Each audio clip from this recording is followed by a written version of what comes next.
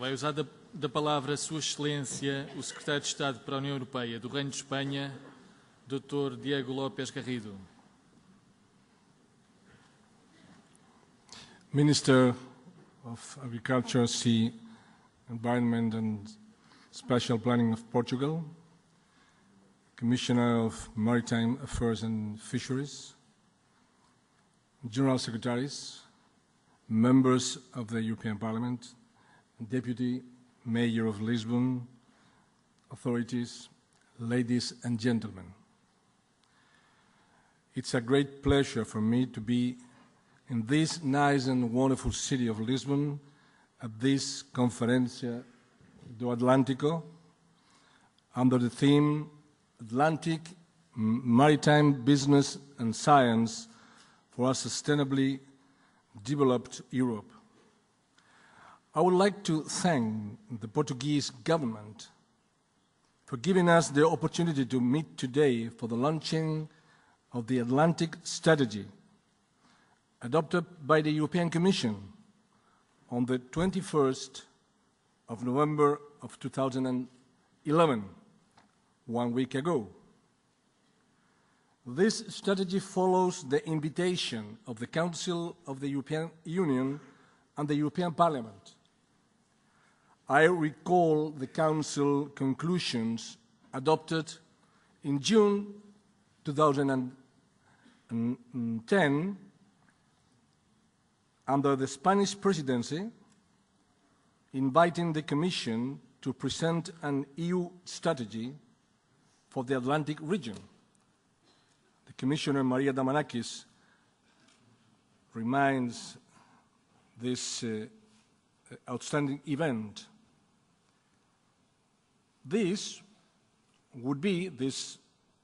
strategy would be done in close cooperation with the member states concerned, addressing common challenges faced by the countries of the region, including marine research, maritime surveillance, environmental and economic challenge. Spain welcomes this Atlantic strategy for its clear and balanced approach and its close link to the integrated maritime policy of the European Union. In several occasions and different fora, I have highlighted the relevance of this integrated approach. The coordinated vision of the various initiatives and policies relating to the sea provide added value by linking together different maritime activities so that synergies can be identified. Spain's commitment to the integrated maritime policy initiative has been strong from the beginning, especially last year. I had the privilege to take part, together with Maria Damanaki and the President of the region of Asturias, in the organization of the European Maritime Day Conference of 2010 in Spain, in Gijón. This gave us the opportunity to have a direct view of the huge potential of maritime and marine sectors and the dynamism. The integrated maritime policy of the European Union is also a key factor for the cohesion and development of European regions. The Spanish Atlantic regions have adopted this integrated approach and have shown their unreserved interest and support for a strategy for the Atlantic. Our maritime and coastal areas must be key focus of attention. Not only our continental regions in Spain, Galicia, or Cantabria, Asturias, Basque Country, etc., not only Andalusia, not only our continental regions, because this is another reason to welcome particularly the fact that this new strategy covers the outermost regions of the Atlantic, as Commissioner Damanakis mentioned in her intervention. In the current context of economic crisis, we have to remember that seas and oceans provide an essential part of our wealth and well-being. Spain has always paid particular attention to the various national and international marine and maritime initiatives. My country is a maritime country.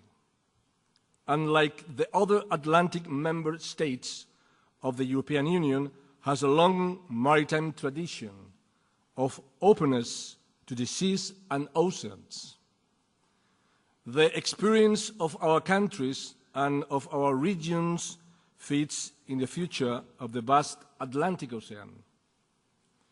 It is of paramount importance to include the maritime sector within the new model for growth and creation of jobs, which the European Union is proposing in the Europe 2020 strategy. And this strategy should be our main tool to overcome the current economic and financial crisis. Therefore, the idea of bringing together the public and private sectors is crucial, and that is precisely the objective of the Atlantic Forum foreseen in the Atlantic Strategy. From the Spanish point of view, this Atlantic Conference in Lisbon is a most timely and important occasion to address the future of the Atlantic Forum. As Maria Damanakis said, this forum should be space where member states, parliament, regional authorities, civil society, and representatives for existing and emerging industries can put their different analyses and proposals together. All this in order to make a big success of the Atlantic Strategy. We're going to have a promising debate on the Atlantic Forum and the preparation of the action plan. I take the opportunity to underline that we need an action plan by the end of 2013, which has to be both realistic and ambitious. We have to be creative and ensure that the new ideas work effectively. The action plan has to encompass specific projects and actions to contribute to the overriding objective of creating sustainable jobs and growth. This has to happen on the basis of the set of different challenges and opportunities facing the Atlantic as listed in the strategy. There are many sectors and issues involved. Maria Damanakis mentioned some of them: fisheries, aquaculture, renewable energy, fuel-efficient and less polluting ships, motorways of the sea, new marine-based pharmaceuticals, maritime education, coastal tourism, cruise industry, etc. Additionally, the European Union has to be prepared to tackle the threats and emergencies in the Atlantic and be able to create a safe and secure condition to fully develop this Atlantic strategy. Therefore, maritime safety and maritime security are key issues as well.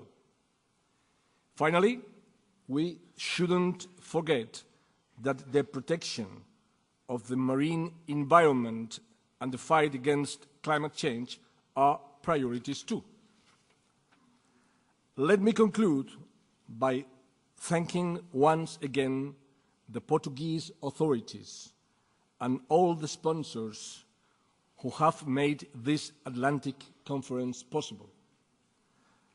And also that it takes place in this fabulous maritime city, one of the most important ports of the Atlantic Ocean and a crucial part of our culture and history. In the past, outstanding and successful European endeavors started in Lisbon, precisely here in Lisbon. Let this be a good omen for the strategy for the Atlantic Ocean area, which also sets sail from here. Thank you. Muito obrigado.